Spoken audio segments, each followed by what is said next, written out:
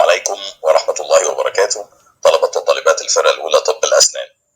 إن شاء الله النهاردة هنتكلم عن Chapter 4 of Part 1 of the Healthcare Management Curriculum.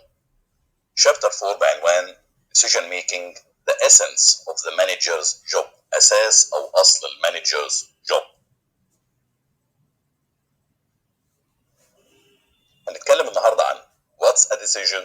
Is it important to make good decisions? The decision-making process, the manager as a decision-making and a decision maker. هنتكلم عن how decisions are made, types of problems and decisions, decision-making conditions, decision-making styles, decision-making biases and errors. And then decision-making for today's world. What's a decision? يعني إيه decision? Decision is making a choice between two or more alternatives. يعني إن أنا أختار ما بين خيارين، ما بين حاجتين أو أكتر. Is it important to make good decisions? Definitely it's important. لأن على أساس الديسيجنز دي هتحدد إذا كانت الهيلث كير أورجانيزيشن هتبقى successful ولا هيحصل فيها failure. The decision making process. The decision making process بتمر ب8 خطوات. أول حاجة identification of a problem، أعرف إيه المشكلة. تاني حاجة identification of decision criteria، الفاكتورز اللي هحل بيها المشكلة. allocation of ways to criteria، الفاكتورز دي هقسمها على حسب البرايورتي من الأهم فالأقل أهمية. وبعدين development of alternatives، أشوف طرق الحل، أحط كذا طريقة للحل. بعد كده analysis of alternatives، أحلل كل طريقة. بعد كده selection of an alternative، أختار الطريقة المثلى. implementation of the alternative، أنفذ الديسيجن بتاعي. بعد كده evaluation، أشوف هل أنا فعلا نجحت في حل المشكلة دي ولا لا. Identifying a problem. A problem is discrepancy between an existing and a desired state of affairs. مشكلة يعني أنا في تارجت أنا عايز أوصل له والوضع الحالي بيختلف عن التارجت ده. في حال أفضل أنا عايز أوصل له والحال اللي أنا فيه أقل من الحال اللي أنا عايز أوصل له. In order to identify a problem, a manager should recognize and understand 3 criteria of problems. أول حاجة you must be aware of the problem بجميع جوانبها. 2 you must be under pressure to act، لازم تبقى تحت ضغط علشان تتصرف. زي بالظبط عشان لما بيبقى في امتحان بنذاكر، طيب في أول السنة بتبقى المذاكرة أقل. You must have the authority or resources to act، لازم يكون معاك الأوتوريتي، لازم يكون معاك الصلاحيات والموارد علشان تحل المشكلة. 2 identifying decision criteria، identifying the factors that are important to resolve the problem، العوامل اللي هتخليني، الأسباب اللي هتخليني أحل المشكلة. Step 3 allocating ways to the criteria. The criteria identified، الفاكتورز اللي احنا حددناها في الستيب اللي فاتت do not have equal importance, so the decision maker must assign a way to each of the items in order to prioritize them. أرتب الفاكتورز دي على حسب الأولويات وعلى حسب الأهمية، من الأهم للأقل أهمية. Developing alternatives، identifying viable alternatives that could solve the problem. The choices. Analyzing alternatives، each of the alternatives is critically analyzed. أحط كل alternative لكل choice لكل طريقة حل، نقاط الضعف ونقاط القوة. Selecting an alternative، أختار the best alternative from these alternatives. Implementing the alternative، أنفذ putting into action the chosen alternative. وفي الآخر evaluation اللي هو الكنترول. Assess the result of the decision to determine whether or not the problem has been resolved. The manager as a decision maker. هنتكلم عن how decisions are made, types of problems and decisions, decision making conditions, decision making styles, decision making biases and errors. How decisions are made.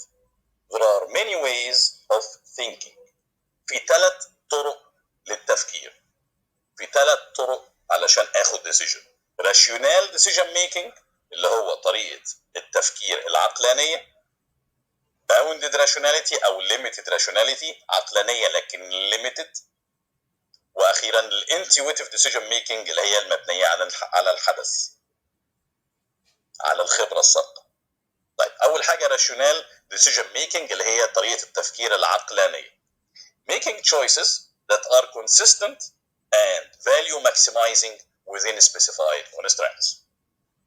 Assumptions of rational decision making. التفكير العقلاني يعتمد على ايه؟ The manager should be completely logical and objective. The manager is making decisions in the best interests of the organization, not in his own interest. يعني المانجر بياخد القرار بما فيه الصالح العام، صالح المؤسسة الصحية اللي أنا فيها، وليس لمصلحته الخاصة. The problem is simple. بسيطة جدا.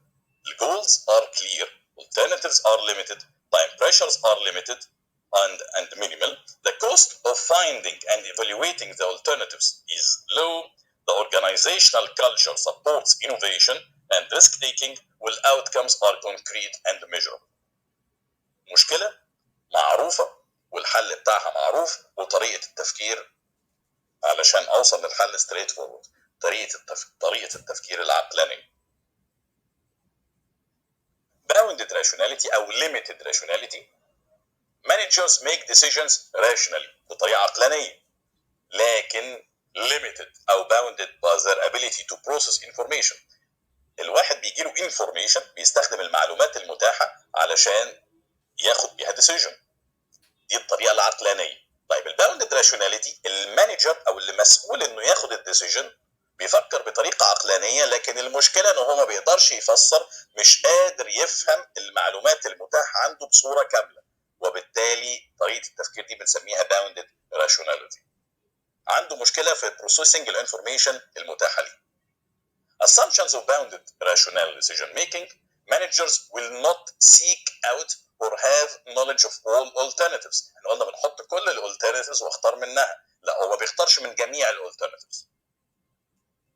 مانجر بيختار من الالترناتيفز اللي هو فاهم معناها، اللي هو يقدر يبروسس الانفورميشن بتاعته. Managers make satisfying decisions. يعني ايه satisfying decisions؟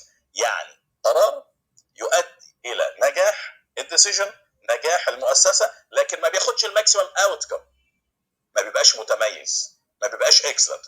بيرضى مثلا بتقدير جود، تقدير جيد، لكن ما بيسعاش ان هو يبقى اكسلنت. satisfying decisions. Managers' decision making may be strongly influenced by the organization's culture, internal policies, our considerations, and by a phenomenon called escalation of commitment. يعني ايه escalation of commitment؟ increased commitment to a previous decision despite evidence that it may have been wrong. يعني decision انت خدته قبل كده يا مانجر واثبت فشله، ممكن تستخدمه تاني، ممكن يعيده تاني، ممكن يفكر فيه تاني وياخد الديسيجن تاني على الرغم من ان هو اثبت ان هو خطأ. بتوصل في الاخر لكده. Intuitive decision making. Intuitive decision making is a subconscious process of making decisions based on experience, feelings, and accumulated judgment. مبني على الحدث، على الإحساس، على الخبرات السابقة. Making decisions on the basis of gut feeling does not necessarily happen independently of rational analysis. مش لازم intuitive decision making اللي هو مبني على الخبرة يكون بعيد عن التفكير العقلاني، لا الاثنين بيكملوا بعض. Types of problems and decisions. There are two types of problems: structured versus unstructured problems. Structured problems, straightforward, familiar and easily defined. Problem معروفة عدت على المانجر قبل كده ومعروف حلها. In dealing with such problems, a manager may use a programmed decision, which is a repetitive decision that can be handled by a routine approach. زي ما اتفقنا ان المشكلة دي معروفة، المشكلة دي معروف حلها، المشكلة دي اتحلت قبل كده، المشكلة دي مكتوب طريقة الحل في الكتاب، فمش محتاجة أي تفكير أو أي alternatives جديدة. الحل معروف، مشكلة معروفة وحلها معروف، وحلها روتين بيتكرر مع المانجر. Managers rely on three types of programmed decisions: a procedure, a rule, a policy. A procedure, a series of interrelated sequential steps. A rule, an explicit statement that tells managers what they can do or cannot do. A policy is a guideline for making decisions. في موجود طريقة الحل في صورة procedure أو rule أو policy بيرجع لها المانجر دايما لما تقابله المشكلة البسيطة دي. Unstructured problems العكس. Problem that's new, unusual, and for which information is ambiguous, غامضة or incomplete. مشكلة جديدة ما عدتش على المانجر قبل كده، unusual، والمعلومات غامضة وغير كاملة. These problems are best handled by non-programmed decision, which is a unique decision that requires custom-made solution. Solution حل جديد، حل متفصل على المشكلة الجديدة اللي ما قابلتش المانجر قبل كده. وبالتالي well structured problems، المشاكل المعروفة اللي هي حلها معروف program decisions، المسؤول عن الديسيجنز دي lower level manager، المشكلة معروفة والحل معروف. لكن unstructured new problems اللي محتاجة non programmed custom made decisions، المسؤول عنها او اللي يتعامل معاها التوب level manager. Decision making conditions. There are three decision making conditions. وانا باخد decision there are three conditions that might affect the decision maker: certainty, risk, uncertainty. Certainty is an ideal situation in which a manager can make accurate decisions because all outcomes are known. Few managerial decisions are made under the condition of certainty. كل حاجة معروفة، المشكلة معروفة، والحل معروف، ومفيش أسهل من كده. Risk. It's more common in which the decision maker is able to estimate the probability of certain outcome that result from choosing a particular alternative. في بعض الغموض اللي موجود في المعلومات عن المشكلة دي، والديسيجن ميكر اللي هو المانجر بيحط البروبابيليتي، احتمالية النجاح واحتمالية الفشل بيزد على الالترناتيف اللي موجود والمعلومات اللي موجودة. uncertainty نسبة الغموض عالية جدا جدا جدا وكمية المعلومات المتاحة قليلة. It's a situation in which the decision maker is not certain and cannot even make reasonable probability estimates concerning outcomes of alternatives. المعلومات اللي موجودة قليلة، الديسيجن ميكر uncertain، في غموض عالي، ما يقدرش يحدد نسبة النجاح ونسبة الفشل لنقص المعلومات. زي ما قلنا it's due to limited amount of information available to the decision maker. This may force managers to rely on intuition. أنا مش هستخدم بقى هنا طريقة الراشونال، لا، أنا هعتمد على خبرتي السابقة في الموضوع ده. أنا قابلت لي مشكلة زي دي في الماضي وحلتها بالطريقة الفلانية، والطريقة الفلانية أثبتت نجاحها مع النوع ده من المشاكل. لما يقابلني نوع تاني من المشاكل بنفس درجة الغموض ممكن أعتمد على خبراتي السابقة. decision making styles. decision making styles بنقسمها على حسب way of thinking، طريقة التفكير، راشونال عقلاني أو intuitive مبني على الحدث أو الخبرة السابقة، وعلى حسب tolerance to ambiguity اللي هو الغموض، إلى directive ده بيبقى فيه راشونال way of thinking and low level of ambiguity. analytic rational way of thinking and high level of ambiguity. behavioral intuitive way of thinking and low level of ambiguity. And finally conceptual, it's an intuitive way of thinking with high tolerance for ambiguity. decision making biases and errors. الأخطاء اللي ممكن يقع فيها الديسيجن ميكر وهو بياخد decision: over confidence, immediate gratification, anchoring effect, selective perception, confirmation, framing, availability, representation, randomness, sunk costs, self-serving, and hindsight. heuristics. يعني ايه heuristics؟ يعني rule of thumbs. rules of thumb. يعني decision maker بينشن لما يجيله يبقى مطلوب منه ياخد decision في موضوع معين، بينشن yes or no. ما بيعتمدش على rational decision making او intuitive decision making خالص. بينشن في القرارات، ما بتبقاش مبنية على أسس علمية. Overconfidence bias. It occurs when decision makers tend to think that they know more than they do. Overconfidence ثقة زيادة. الديسيجن ميكر المانجر فاكر ان هو عارف كل حاجة والديسيجن اللي بياخده ده صح دايما. ده الاوفر كونفيدنس بايس. Immediate gratification bias describes decision makers who tend to want immediate rewards and avoid immediate costs. انت خدت decision. طيب المفروض تتأنى وتستنى، ولازم اي حاجة بيبقى ليها مميزات وعيوب، بيبقى ليها نجاحات وليها خسائر.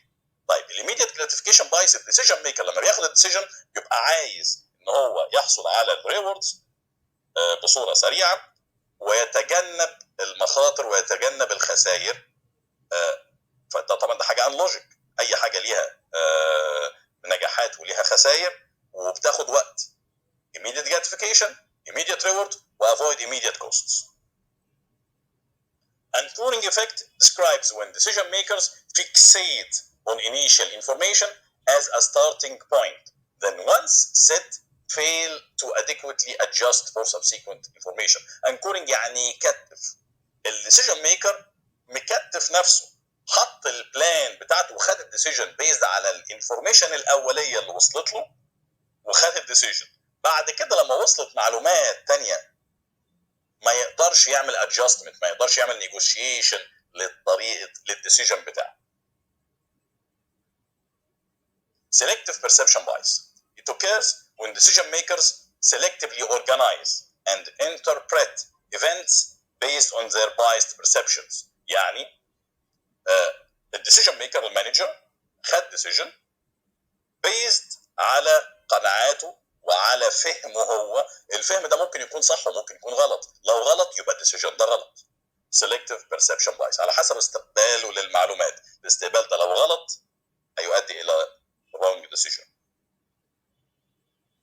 Confirmation bias occurs when decision makers seek out information that reaffirms their past choices and discount information that contradicts their past judgments.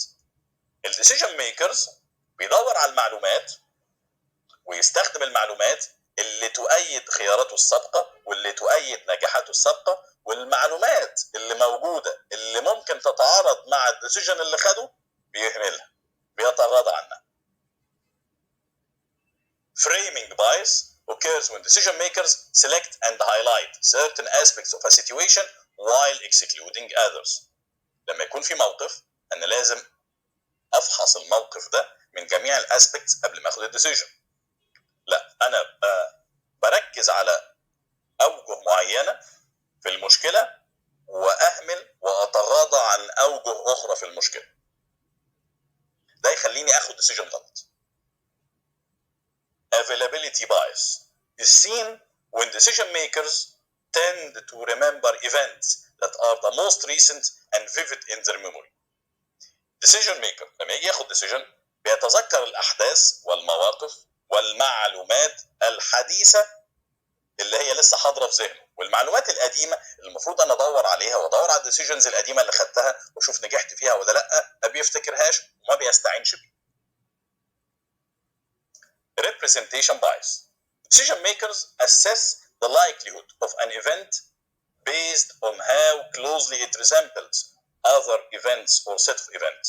يعني decision maker لما بيجي ياخد القرار بياخد القرار مبني على القرارات اللي خدها قبل كده في مواقف مشابهة. يعني أنا قابلتني مشكلة مشابهة فخدت فيها قرار.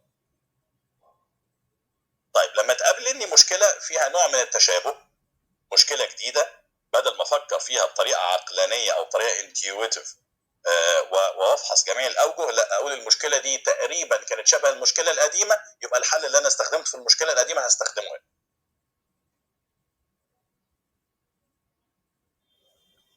Randomness bias. It describes the effect when decision makers try to create meaning out of random events. Events عشوائيه الديسيجن ميكر بيعتمد عليها وهو بيحط الديسيجن. Sunk costs error. It's when a decision maker forgets that current choices cannot correct the past. Instead of ignoring sunk costs, the decision maker cannot forget them. In assessing choices, the individual fixates on past expenditures rather than on future consequences. Sunk حاجة يعني حاجة بتغرق، الديسيجن ميكر بغرقان في المشاكل او في الديسيجنز الخاطئه اللي خدها في الماضي ومش قادر يخرج منها ومأثره على قراراته في المستقبل. Self-serving bias is exhibited by decision makers who are quick to take credit for their successes and blame failure on outside factors. النجاح بينسبه لنفسه والفشل بينسبه للآخرين أو لعوامل خارجية. Hindsight bias is the tendency for decision makers to falsely believe once the outcome is known that they would have accurately predicted the outcome. لما الديسيجن ميكر ياخد ديسيجن والنتيجه تظهر، ده بيقول ده انا كنت عارف او كنت متوقع النجاح، او كنت عارف او كنت متوقع ان حاجه زي كده هتفشل. Hindsight bias.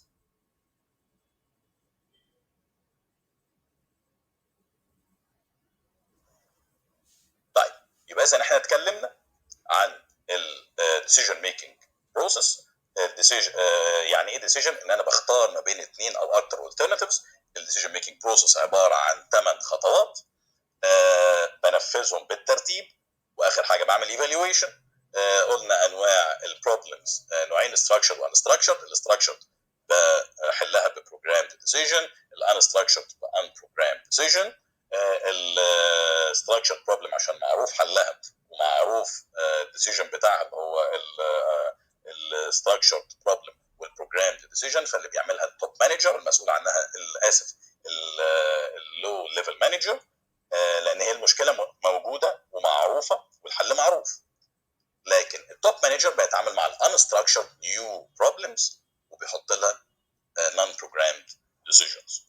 اتكلمنا عن الديسيجن ميكينج ستايلز، اتكلمنا على الديسيجن ميكينج بايسز اند ايرورز. شكرا جزيلا وبالتوفيق.